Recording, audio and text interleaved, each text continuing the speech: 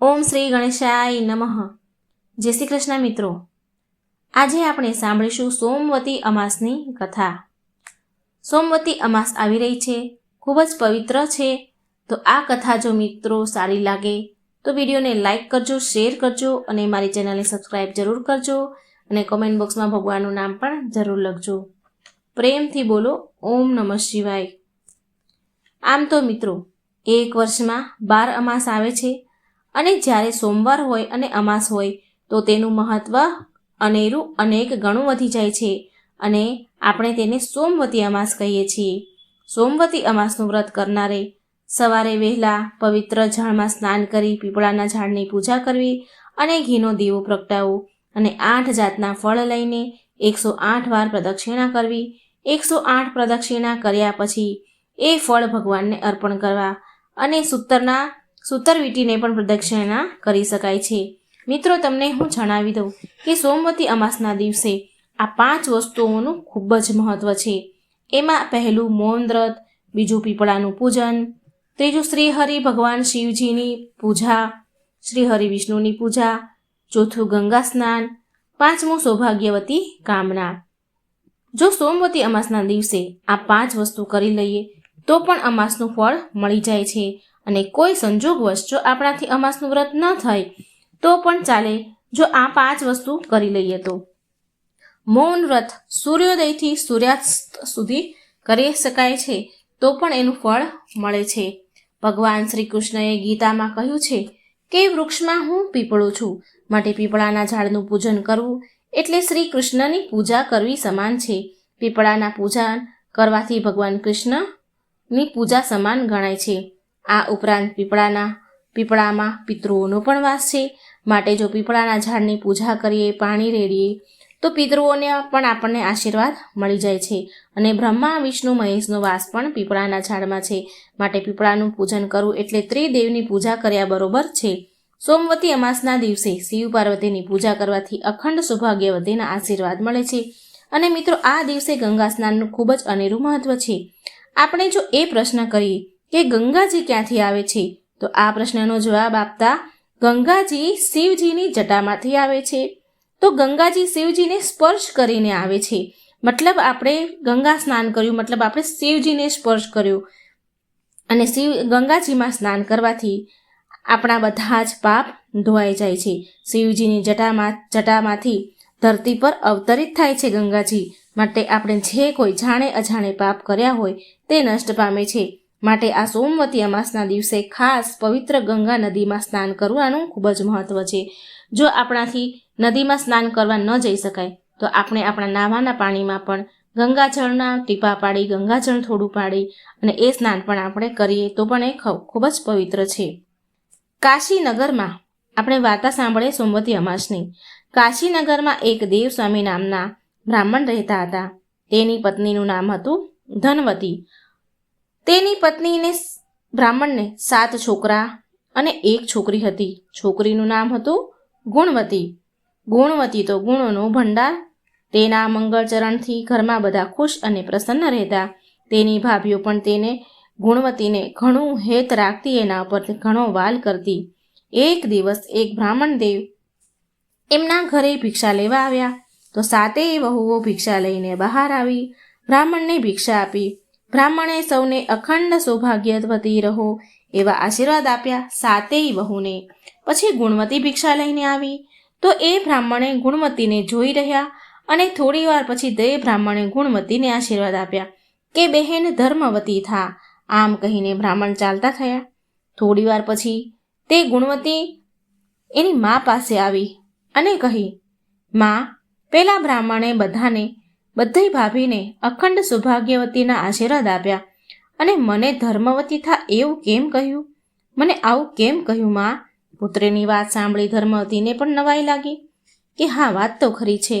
જ્યારે બીજા દિવસે તે બ્રાહ્મણ ભિક્ષા લેવા આવ્યા એટલે ધર્મવતીએ તે બ્રાહ્મણને પૂછ્યું, મહારાજ, તમે મારી 7 વહુને અખંડ સૌભાગ્યવતીના આશીર્વાદ આપ્યા પણ મારી દીકરીને ધર્મવતી થા એમ કેમ કહ્યું? એટલે બ્રાહ્મણ મહારાજ બોલ્યા કે મેં જે કહ્યું તે બરાબર કહ્યું અને કહે છે કે જ્યારે ગુણવતીના લગ્ન લેવાશે ત્યારે સપ્તપદી 7 ફેરા ફરતી વખતે જ તેના પતિનું મૃત્યુ થશે. ગુણવતી વિધવા થશે. આટલું સાંભળતા તેની માનું તો હૃદય થડકી ગયું. તે કાંપી ઉઠી અને ગુણવતી પણ રડવા લાગી. આ જોઈ બ્રાહ્મણ કહે છે, મેં એટલા માટે જ કહ્યું કે તારે અત્યારે જ ધર્મના માર્ગ પર ચાલવું પડશે, ધર્મના રસ્તે ચાલવું જોઈએ અને ધર્મનો સંગ્રહ કરવો જોઈએ, માટે મેં ધર્મવતી થા એવા આશીર્વાદ દીધા. આમ પછી બ્રાહ્મણ મહારાજ ગુણવતીને આશ્વાસન દેતા કહે છે. ત્યારે ધર્મવતી ગુણવતીની મા બ્રાહ્મણને કહેવા લાગ્યા કે મહારાજ, અમને એવો ઉપાય બતાવો કે જેથી મારી ફૂલ જેવી દીકરીને રંડાપામાંથી બચી જાય, તેની વિધવા થઈને જીવન ન જીવવું પડે. ધર્મવતીની વાત સાંભળી મહારાજ બોલ્યા કે જો તમે સહનલીપમાં સોના નામની ધોબણને તમારી ઘરે લાવી શકો તો તમારી દીકરી દુઃખમાંથી બચી જશે. સિંહલદીપમાં જાઓ, પરંતુ એ કામ ઘણું કઠણ છે. આમ કહી બ્રાહ્મણ ત્યાંથી ચાલતા થયા. આ વાત ધર્મવતીએ તેના પતિને કહી અને આ સાંભળી દેવસ્વામી વિચાર કરવા લાગ્યા. વિચારમાં પડી ગયા કે સિંહલદીપમાં જવું શી રીતે, અને તેના 7 પુત્રને બોલાવ્યા અને સિંહલદીપમાં જવાનું પૂછ્યું. એટલે તેના 6 છોકરાઓ તો ચૂપ રહ્યા, પણ સાથે નાનો શિવ સ્વામી હતો. સિંહલદ્વીપમાં જવા માટે તે તૈયાર થઈ ગયો. સિંહલદ્વીપ સમુદ્રને પેલે પાર. શિવ સ્વામી અને ગુણવતી સિંહલદ્વીપમાં જવા માટે નીકળી ગયા. વનવગડા વીંધતા વીંધતા જાય છે. જો ભૂખ લાગે તો વનવગડામાંથી ફળ ફૂલ ખાતા ખાતા જાય છે. તે બંને ભાઈ બહેન સમુદ્ર કાંઠે આવી પહોંચ્યા. ભાઈ બહેન થાકીને લોથપોથ થઈ ગયા હતા અને સમુદ્ર કાંઠે આવીને વિચાર કરે છે કે સમુદ્ર ઓળંગવો શી રીતે. આમ વિચાર કરતા કરતા તે ભાઈ બહેન એક વડના ઝાડ નીચે બેઠા. આ વડ ઉપર એક ગીધ પક્ષી તેના બચ્ચામાં સાથે રહેતું હતું. તે ગીધ વડના ઝાડ પર તેના બચ્ચા માટે ખાવાનું લઈને આવ્યો હતો. તે ગીધ તેના બચ્ચાને કહે છે, આજે તો હું તમારા માટે સરસ ખાવાનું લાવ્યો છું, પેટ ભરીને ખાઓ મારા બચ્ચાઓ. એટલે બચ્ચા બોલ્યા, અમારે કંઈ જ ખાવું નથી. એટલે ગીધ બોલ્યો, અરે અરે, એવું શું છે? આટલું સરસ ખાવાનું તમે ખાવાનું કેમ ના પાડો છો?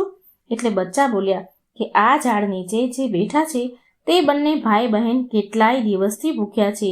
તેને ખવડાવ્યા વિના અમારું પેટ કેમ ભરાય માં? બચ્ચાનો આવો અતિથિ ભાવ જોયો, અતિથિ પ્રત્યેનો આવો પ્રેમ જોઈ તે ગીધ વનફળ ઉપાડી લાવ્યો અને તે ભાઈ બહેનને આગળ મૂક્યા.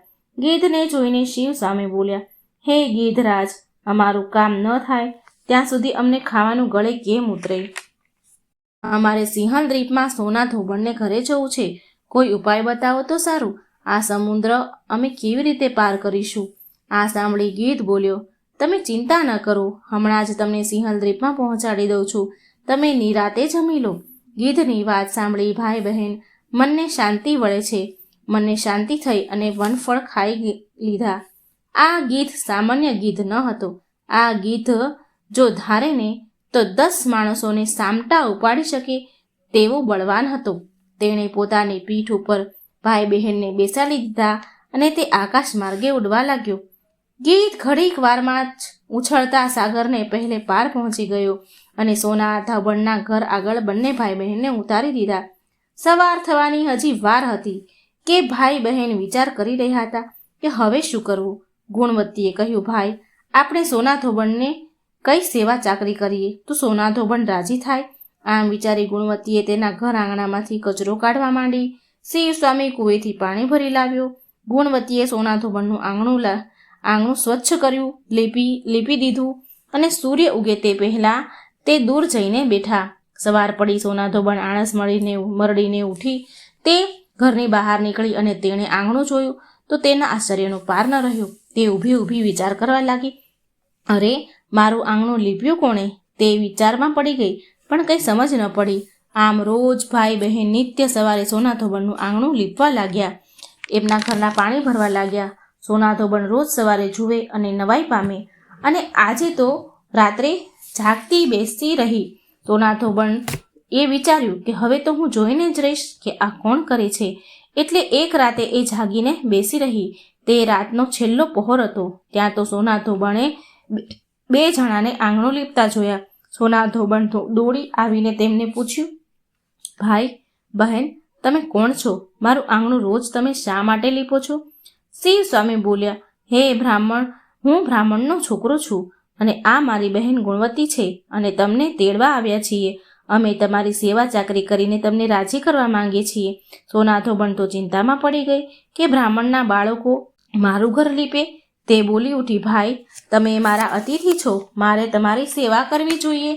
અને વળી તમે બ્રાહ્મણ છો એટલે જો હું તમારી પાસે કામ કરાવું તો પાપમાં પડું. તમારે જે કામ હોય તે મને કહો, હું આનંદથી કરીશ.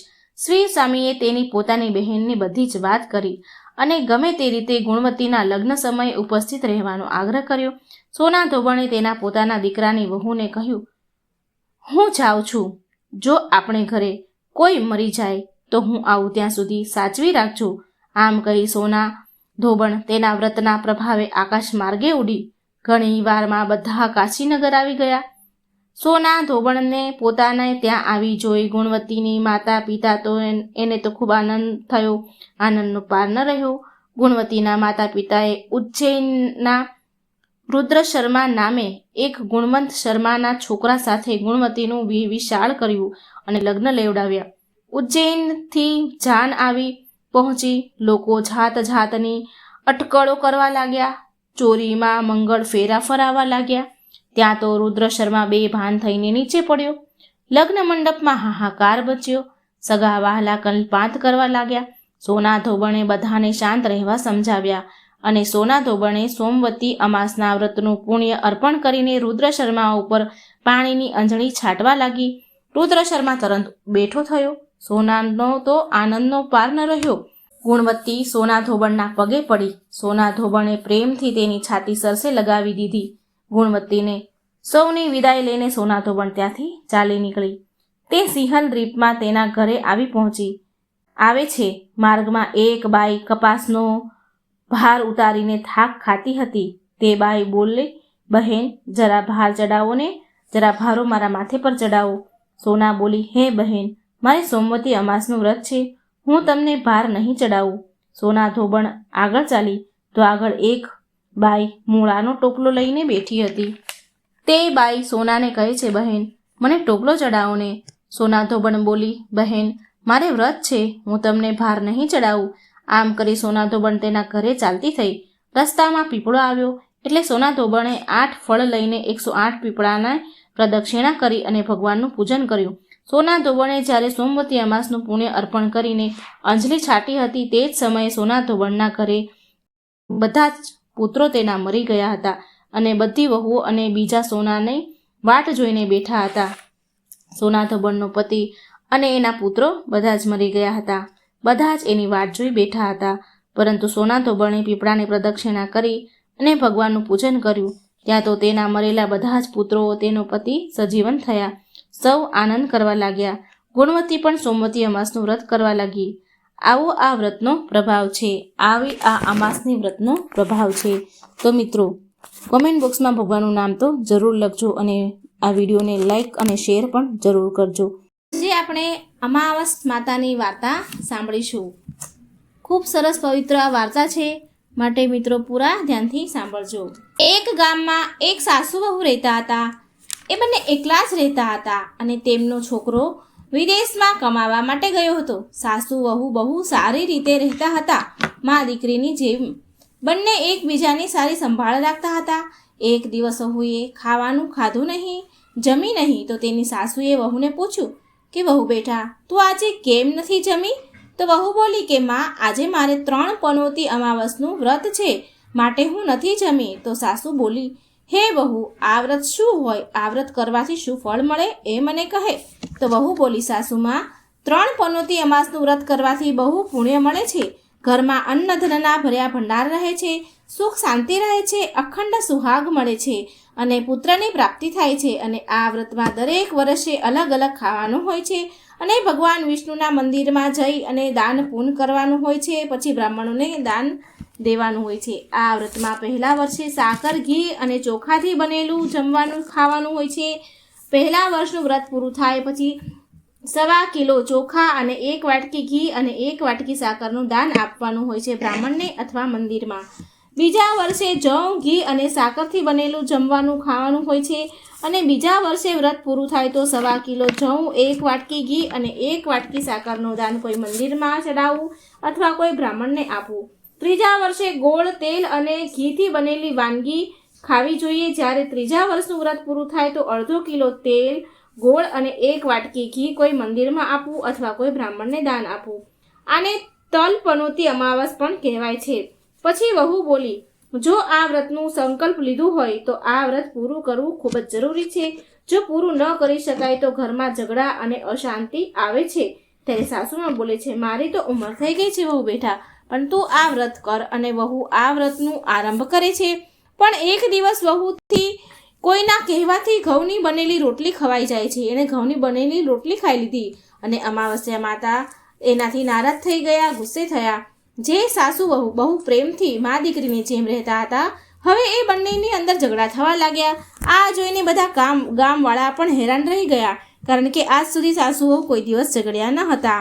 અને બંને ઝઘડ્યા તો બધા હેરાન રહી ગયા કે અરે આ શું થઈ રહ્યું છે. સાસુ તેની વહુને કહે છે, જ્યારથી તું મારા ઘરમાં આવી છો વહુ બનીને, ત્યારથી મારા ઘરની લક્ષ્મી ચાલી ગઈ છે. તું અમારા માટે શુભ નથી. ત્યારે વહુ બોલી કે માં, જો મારા આવવાથી તમારા ઘરની લક્ષ્મી ચાલી ગઈ છે તો મને ક્યાં મળશે લક્ષ્મીજી, એ મને કહો, હું લક્ષ્મીને લઈને આવીશ. ત્યારે સાસુમાં બોલ્યા કે તને લક્ષ્મી સમુદ્રની વચ્ચે મળશે, ભગવાન વિષ્ણુના પગ દબાવતા હશે. ત્યારે વહુ કહે છે કે વહુ કહીને ચાલી જાય છે કે જ્યાં સુધી હું લક્ષ્મીજીને લઈ ન આવું ત્યાં સુધી આ ઘરમાં હું પગ નહીં મૂકું.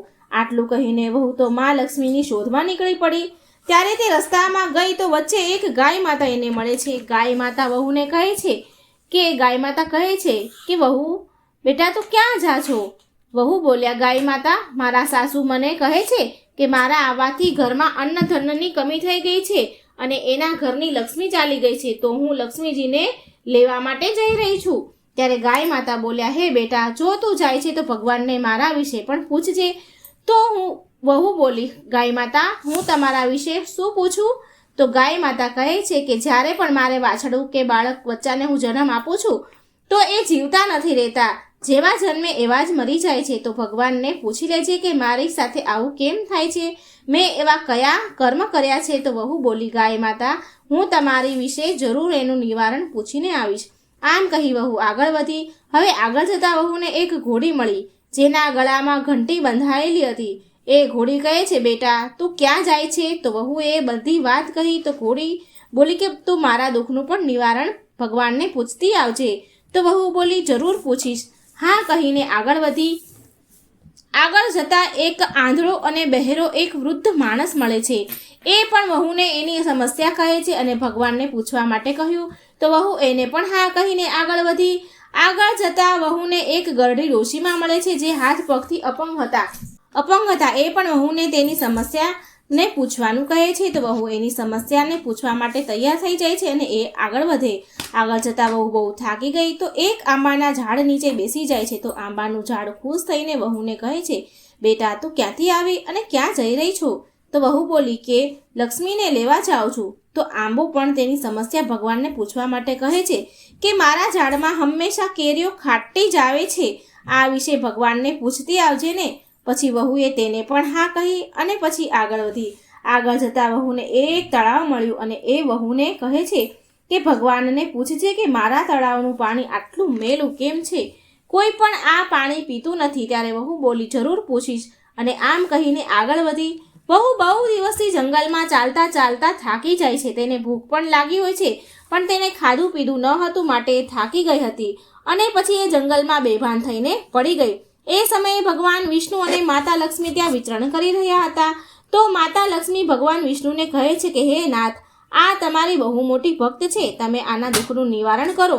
તો ભગવાન વિષ્ણુ કહે છે કે આ સંસારમાં બહુ જીવ દુઃખી છે, બધા જ તેના પોતાના કર્મનું ફળ ભોગવી રહ્યા છે, હું કોના દુઃખનું નિવારણ કરું? તો મા લક્ષ્મી કહે છે, ભગવાન વિષ્ણુને વિનંતી કરે છે અને કહે છે કે આ ભૂખી તરસી છે અને જો આને અહીં આમ છોડી દઈને ચાલ્યા જઈશું તો આને જંગલમાં જંગલી જાનવરો ખાઈ જશે. માતા લક્ષ્મીની વાત સાંભળીને ભગવાન વિષ્ણુ એક સાધુનું વેશ ધારણ કરી અને વહુની પાસે આવ્યા અને ભાનમાં લાવે છે. વહુ ભાનમાં આવી તો સાધુના રૂપમાં ભગવાન પૂછે છે કે તું આ જંગલમાં કેમ આવી અને ક્યાં જઈ રહી છો? તો વહુએ પૂરી વાત કહી. તો તેની વાત સાંભળીને ભગવાન વિષ્ણુ અને માતા લક્ષ્મી પ્રગટ થયા અને તેની સાથે માતા અમાવસ્યા પણ પ્રગટ થયા. વહુ એના ચરણોમાં પડી વંદન કરે છે. અમાવસ્યા માતા વહુને કહે છે કે બેટા, તે મારા વ્રતને ખંડિત કર્યું છે, માટે તને આ સજા મળી છે. પણ હવે હું તને માફ કરું છું અને તું ઘરે જા. તારું ઘર અન્ન ધનથી સંપન્ન થશે, તારું ઘર સુંદર મહેલમાં બદલાઈ જશે અને તારી બધી જ મનોકામના પૂરી થશે. આ બધું થયા પછી વહુ તો તેને રસ્તામાં જે પણ મળ્યા હતા એ બધાના દુઃખોના નિવારણ માટે વિનંતી કરે છે. ત્યારે ભગવાન વિષ્ણુ કહે છે કે ગાયે ક્યારેય તેનું દૂધ કોઈને નથી પીવડાવ્યું, માટે તેના બચ્ચા જીવતા નથી રહેતા. તું એનું દૂધ પી લેજે, જેનાથી એના બચ્ચા જન્મ આપશે એવા જીવતા રહેશે. ઘોડી પાછલા જન્મમાં ઘંટી ચલાવવાવાળી અનાજ દળનારી સ્ત્રી હતી. તેણે કોઈને અનાજ દળી નહોતું આપ્યું, માટે તેના ગળામાં ઘંટીના પડ્યા છે. તું એના ગળામાંથી ઘંટી છોડી નાખજે, એ બિલકુલ ઠીક થઈ જશે. વૃદ્ધ માણસ જે આંધળા અબેરા હતા, એણે ક્યારેય ભગવાનના મંદિરમાં નથી ગયા અને ક્યારેય તેણે ભગવાનના ભજન નથી સાંભળ્યા. તું એને મંદિરમાં લઈ જજે અને ભગવાનના દર્શન કરાવજે, એ પણ ઠીક થઈ જશે.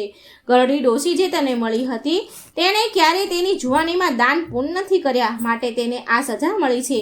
તેના હાથે તું દાન કરાવજે, તેથી તે પણ સાજી થઈ જશે. તે આંબાનું ઝાડ જે કોઈને તેના ફળ નથી ખાવા દીધું, માટે તેના બધી જ કેરીઓ ખાટી હોય છે. તું એ આંબાની કેરી ખાજે, પછી એ આંબા પર મીઠી કેરી આવશે. તળાવનું પાણી પાછલા જન્મમાં દેરાણી જેઠાણી હતા, એ હંમેશા ઝઘડતી રહેતી હતી, માટે તેનું પાણી મેળું છે. તું એનું પાણી પીજે, તે તળાવ શુદ્ધ થઈ જશે. વહુએ ભગવાન વિષ્ણુ અને માતા લક્ષ્મી અને અમાવસ માતાને પ્રણામ કર્યા, આશીર્વાદ લીધા અને ઘરે જવા માટે નીકળી ગઈ. અને રસ્તામાં એને જે પણ મળ્યું હતું એ બધાની સમસ્યાનું નિવારણ કર્યું. ભગવાનના કહેવા પ્રમાણે તેણે કર્યું અને પછી બધાએ તેને આશીર્વાદ આપ્યા. ઘરે જતાં જ તેનું ઘર એક સુંદર મહેલમાં બદલાઈ ગયું અને ઘરમાં અન્ન ધનના ભંડાર ભરેલા હતા. હવે વહુ સાસુમાને કહે છે કે સાસુમા, તમે સાચું કીધું હતું. તમારા માટે હું શુભ નથી. મારા આવવાથી તમારા ઘરની લક્ષ્મી ચાલી ગઈ અને મારા જવાથી તમારા ઘરમાં લક્ષ્મી આવી ગઈ છે.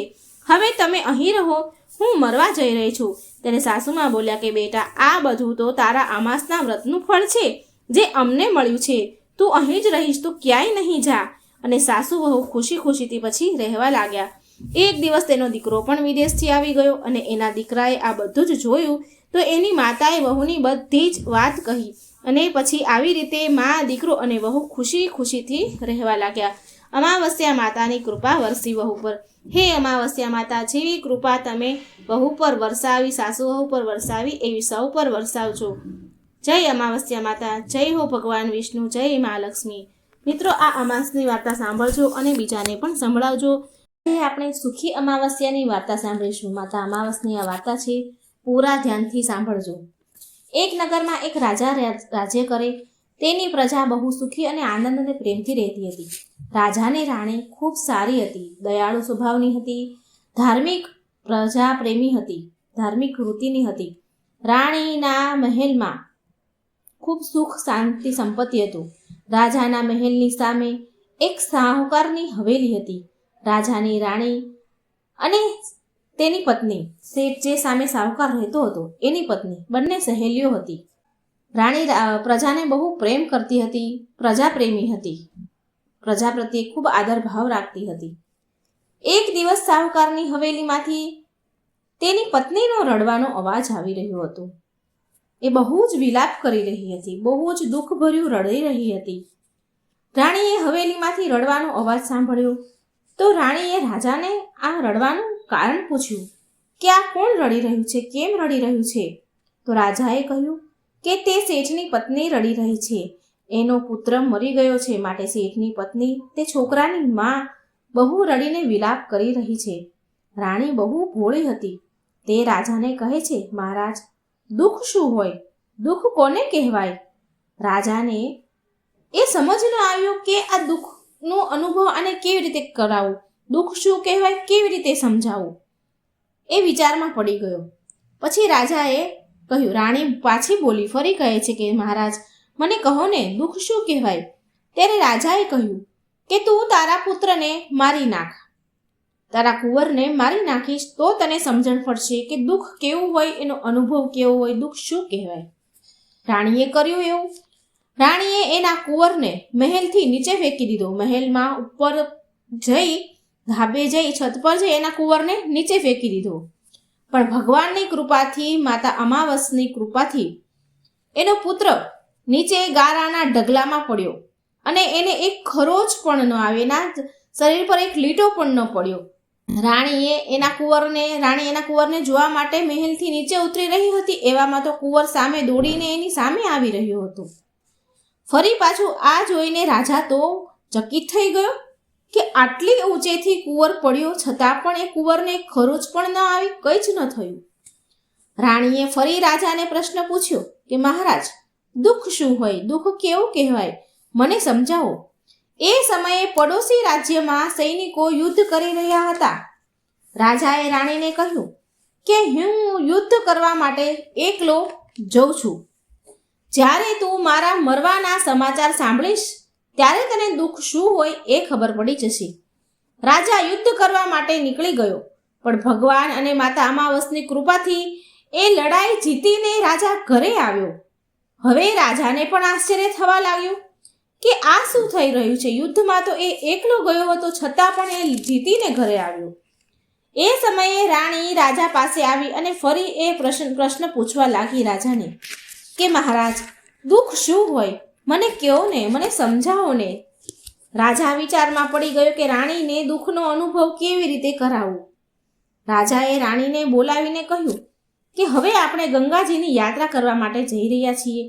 ત્યાં હું ગંગાજીની ધારામાં કૂદી પડીશ અને મરી જઈશ, ત્યારે તને દુઃખનો અનુભવ જરૂર થઈ જશે. રાણીએ ગંગા યાત્રાની તૈયારી કરી અને જરૂરિયાત પ્રમાણે રસ્તામાં ભોજન સામગ્રી, જે કંઈ જોઈએ એની બધી સામગ્રીની તૈયારી કરી. આ બાજુ કૈલાસ પર ભગવાન શિવે પાર્વતીજીને કહ્યું કે આજે હું કળિયુગમાં સુખી આત્માના દર્શન કરીશ. શિવજીએ બકરાનું રૂપ લીધું અને પાર્વતીજીએ બકરીનું રૂપ ધારણ કર્યું અને ધરતી પર આવ્યા. ત્યાં એક નદી પાસે એ પાણી પીતા હતા અને ઘાસ ચરતા હતા. એટલામાં રાજા રાણીની સવારી ત્યાંથી નીકળી ત્યાં આવ્યા. એટલામાં રાજા રાણીને તરસ લાગી અને ત્યાં સુંદર પાણી દેખાયું, સુંદર છાયા હતી ઝાડોની. તો તેણે વિચાર્યું કે આપણે થોડી વાર બેસીને અહીં આરામ કરી લઈએ અને પછી આપણે અહીંથી આગળ વધીશું. રાજાએ ત્યાં એમની પાસે થોડું પાણી હતું, એ પાણી પીધું અને પછી બીજું પાણી ભરવા માટે એ નદીમાં પાણી લેવા ગયા. એ સમયે બકરી બનેલા પાર્વતીજી બકરા બનેલા શિવજીને પૂછી રહ્યા છે કે સ્વામી, આ રાણીને દુઃખ જોવું છે પણ એને દુઃખ કેમ નથી મળી રહ્યું. આમ મનુષ્યની ભાષા બોલી રહ્યા હતા. મનુષ્યની ભાષામાં ભગવાન શિવજી અને મા પાર્વતી વાતો કરી રહ્યા હતા. મનુષ્યની ભાષા બોલતા બકરીને એ રાણી સાંભળી રહી હતી. ભગવાન કહી રહ્યા હતા કે આ રાણીએ પૂરા મનથી, શ્રદ્ધાથી, ભાવથી સુખ નામની અમાવસ્યાનું વ્રત કર્યું છે. એટલા માટે આ જન્મમાં એ રાણી બની છે અને સુખનો આનંદ લઈ રહી છે. ગયા જન્મમાં એને સુખી અમાવસ્યાનું વ્રત કર્યા હતા. સતી, આ રાજા ગંગાજીમાં મરવા માટે તો જઈ રહ્યો છે પણ એ ત્યાં મરશે નહીં, પણ તે ગંગાજીમાં નદીમાં મરશે નહીં, એ પાછો આવશે. રાણીએ આ વાત બધી જ સાંભળી લીધી. એટલામાં રાજા પાણી લઈને આવ્યા રાણી માટે. તો રાણીએ રાજાને બધી જ ઘટના કહી સંભળાવી. જે બકરા બકરીની વાત સાંભળી રહી હતી એ બધી જ રાજાને સંભળાવી અને રાજા પણ બહુ ખુશ થયો. બંને ખુશી ખુશી નગરમાં પાછા આવી ગયા. રાજાએ એના નગરમાં પ્રજાને સુખી અમાવસ્યાનું વ્રત કરવાની આજ્ઞા આપી અને વ્રતની વિધિ પણ બધી કહી. રાજાએ પણ વ્રત કર્યા, રાણીએ કર્યા, પ્રજાએ કર્યા. રાજાએ પ્રજાને કહ્યું કે બધી જ અમાવસ્યા માતાની પૂજા અને કથા કરવી. આ વ્રત જ્યારે પણ શુક્રવારે અમાવસ આવતી હોય એ દિવસથી શરૂ કરવું. 21 અમાસ સુધી આ વ્રત કરવું. પહેલા 5 અમાવસમાં ઘઉં અને લાલ કપડાનું દાન આપવું. ત્યાર પછી 5 અમાસના દિવસે મગ, પછીની 5 અમાસના દિવસે ચણા, પછીની 5 અમાસના દિવસે મકાઈ અને પછીનો જે 21મો દિવસ હોય અમાસનો તો તે દિવસે ચોખાનું દાન કરવું. દાનમાં જેવા રંગનું અનાજ હોય તેવા રંગનું વસ્ત્ર, કપડું દાન કરવું. વ્રતના દિવસે ગાયને લીલું ઘાસ ખવડાવવું, બ્રાહ્મણને ભોજન અથવા દક્ષિણાનું દાન કરવું. જે મનુષ્ય શ્રદ્ધાપૂર્વક આ વ્રત રાખે છે, અમાવસ્યાનું વ્રત રાખે છે, તેના પર માતા અમાસ અને ભગવાન શિવજીની કૃપા હંમેશા રહે છે. બધા જ દુઃખોથી મુક્તિ મળે છે. જય મા અમાવસ્યા. જે આ વાર્તા સાંભળે એ બધાનું દુઃખ દૂર કરજો, તમારી કૃપા દ્રષ્ટિ રાખજો. જો મિત્રો મારી આ વાર્તા સારી લાગે તો લાઈક કરજો, શેર કરજો અને મારી ચેનલને સબસ્ક્રાઈબ જરૂર કરજો. જય શ્રી કૃષ્ણ. રાધે રાધે. થેન્ક